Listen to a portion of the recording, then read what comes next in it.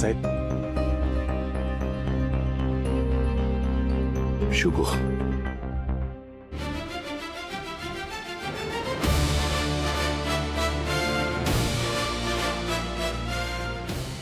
शब्द पाळलास तू.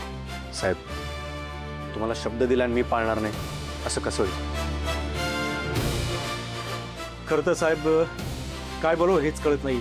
साहेब, काल मी तुमच्याशी जे काय बोललो असेल, जे काय वागलो असेल, त्याच्यासाठी प्लीज माफ करा. त्यात तुमची काय चूक आहे?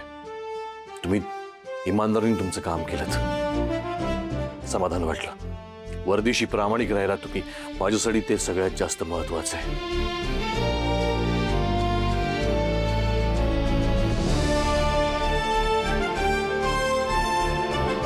साहेब, हे विश्वंभर साहेबांच्या सुटकेचे पेपर्स. साहेब, या रजिस्टरवर येतं की सही करा आणि तुम्ही जाऊ शकता.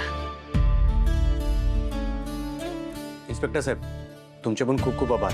तुम्ही खूप सहकार्य केलं.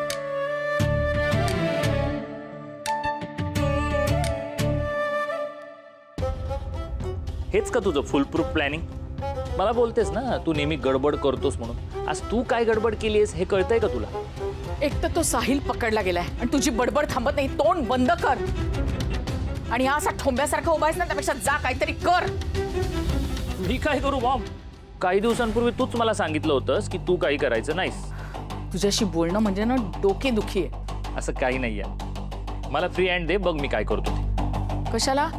आणखीन गोंधळ वाढवायला? काही नको. हेच मला पटत नाही. आता हा कोण?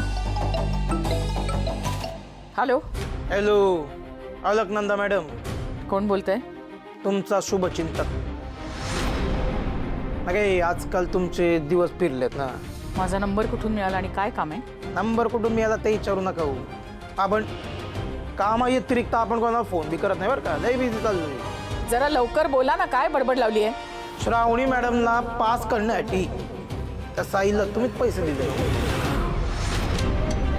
गेट ठाऊक आहे मला. काय वाटेल ते बोलतोस का? हा, हे बघा, आता तुम्ही हे का केलं, कशासाठी केलं हे मला माहित नाही.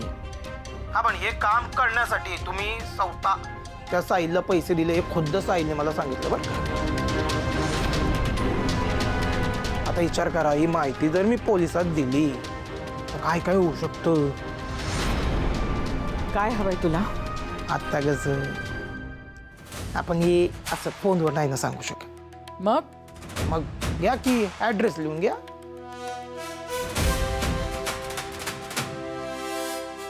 आलं का ध्यानात? कोण बोलतोयस तू? नाव काय तुझं? दाजी, तुमच्या शुभंकरचा दाजी शशांकराव बोलतो.